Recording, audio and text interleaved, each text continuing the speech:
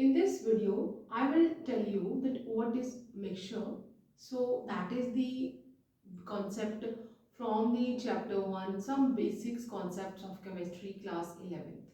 So let's begin to this topic, that is the mixture, जो कि हमारा सब टॉपिक है क्लास 11th केमिस्ट्री का। जो यूनिट 1 है उसमें हमारे यूनिट का नाम है some basic concepts of chemistry. So mixture क्या है, what is a mixture? So अगर हम मिक्सचर की डेफिनेशन दें, mixture can be anything which is having more than one thing in it.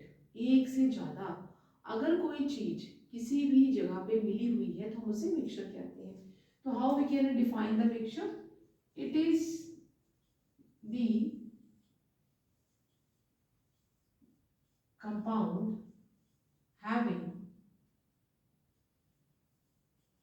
more than one component together, जिसमें एक साथ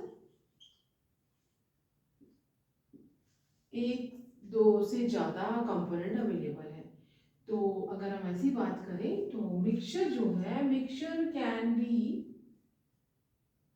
जो मिक्सचर है, मिक्सचर जो है वो ऐसा भी हो सकता है जिसे हम अपनी सिंपल आई से आइडेंटिफाई ना कर सके वो मिक्सचर है। For example air, for example T, for example lemonade या लेमन जूस। जब हम चाय बनाते हैं तो वी कैन नॉट आइडेंटिफाई कि शुगर कहाँ पे है या मिल्क कहाँ पे या वाटर कहाँ पे है। इन सच केस हमें जो टी है या चाय है वो पूरी थ्रू आउट एक जैसी ही लगती है। ऐसे में जो मिक्सचर है हम उसे कैसा मिक्सचर कहेंगे? Homogeneous. So mixture can B of two types, that is homogeneous, ऐसा मिक्सचर,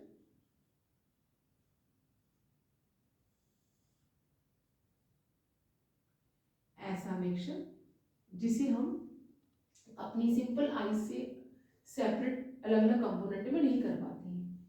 और दूसरा होता है that is the heterogeneous, heterogeneous. So ऐसा मिक्सचर जिसे आप सिंपली आइस से आइडेंटिफाई कर सकते हैं कि इसमें अलग अलग कंपोनेंट है। For example stone in pulses और इन राइस। चावल के अंदर अगर कोई पत्थर है तो हम उसे सिंपली अपनी आंखों से देख सकते हैं, हमें वो अलग अलग विजिबिलिटी या अलग अलग विजिबल हो जाएगा। So that is the heterogeneous. लेकिन ऐसे मिक्सचर्स जिसे हम अपनी नेक्ड आई से अलग अलग कंपोनेंट में आइडेंटिफाई या क्लैरिफाई या उनको नहीं बता सकते हैं तो ऐसे को हम कहते हैं होमोजेनियस मिक्सचर। सो होमोजेनियस इसमें हम कह सकते हैं द मिक्सचर्स, ऐसे mixtures having same composition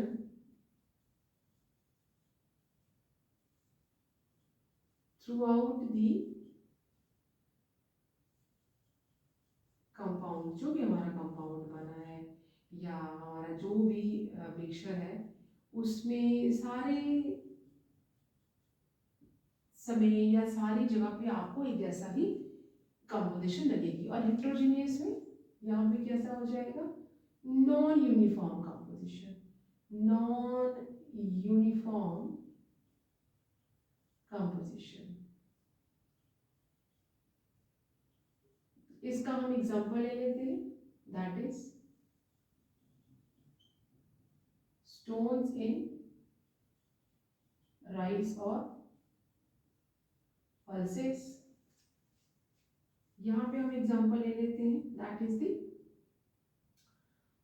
T, lemon juice. Okay, so the और एयर, हम आइडेंटिफाई नहीं कर सकते कि ऑक्सीजन कहाँ पे है, we are inhaling the oxygen, but as we know that air is having a 78% nitrogen, 21% oxygen dissolve in it, and other so many gases like carbon dioxide, water vapor, helium, argon which हम अभी identify नहीं कर पा रहे हैं, हमें वो अलग अलग दिख नहीं that is known as homogeneous, and जिसे हम आइडेंटिफाई कर लें that is a heterogeneous. So यहाँ पे अगर हम बात करें कि जो मिक्सचर है that is also a matter. Mixture क्या है? It is a form of matter. As we know that matter is available in three states: solid, liquid and gas. Matter can be pure, cannot be pure. तो matter जो है वो pure भी हो सकता है और नहीं भी हो सकता। अगर वो प्योर होगा तो वो कैसा होगा? इफ मैटर हमारे पास हम इसे इस तरह लिख लेते हैं, आप पहले जब इसको स्क्रीनशॉट ले लें। ओके, सो हम जो मिक्सचर पढ़ रहे हैं it is one of the type of the matter, ये भी मैटर ही है। तो यहाँ पे क्योंकि हमारा चैप्टर 1 ही है सब वो बेसिक्स कॉन्सेप्ट्स ऑफ केमिस्ट्री, तो अगर हम बात करें मैटर की, तो अपने प्रीवियस वीडियो लेक्चर में मैंने आपको बताया है कि मैटर जो है वो सॉलिड भी हो सकता है, वो गैस भी हो सकता है, वो लिक्विड भी हो सकता है। और हम अगर जो हमारी प्रीवियस क्लासेस है 9th क्लास, अगर हम उससे बात करें तो हम इस तरह भी लिख सकते हैं कि जो मैटर है, मैटर जो है हमारा जो चैप्टर 2 है 9th क्लास का, is matter pure around us. क्या मैटर शुद्ध है? तो हम ऐसे कह सकते हैं मैटर, मैटर जो है वो प्योर भी हो सकता है और मैटर जो है वो मिक्सचर भी हो सकता है, जो मैंने आपको अभी बताया। अगर मैटर प्योर है तो मैटर एलिमेंट फॉर्म में प्योर होता है और कंपाउंड के फॉर्म में प्योर होता है।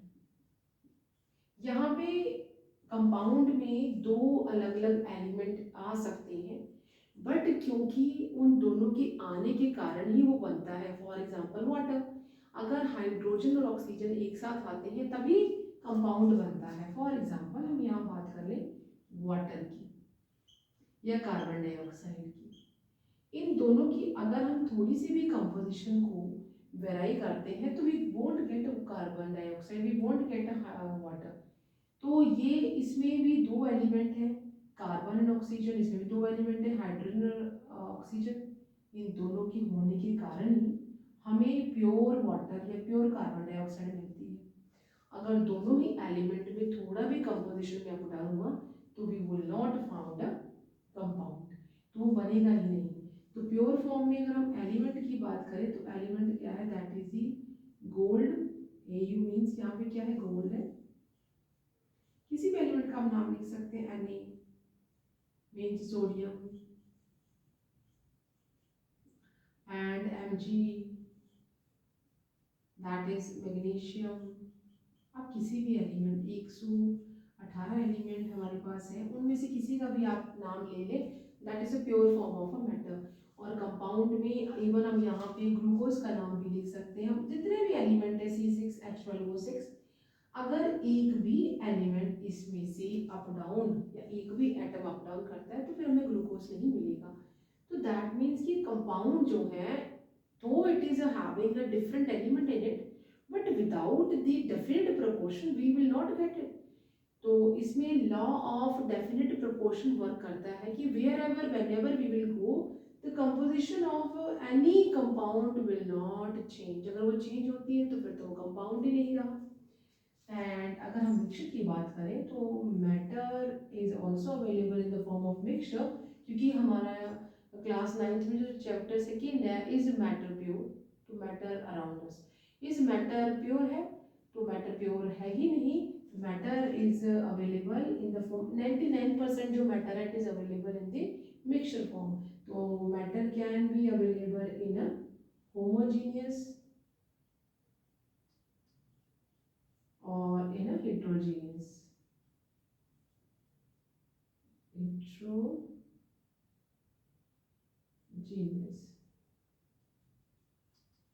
अभी थोड़ी देर पहले होमोजीनियस का मैंने एग्जांपल दिया, tea, air, lemon juice, these are the examples.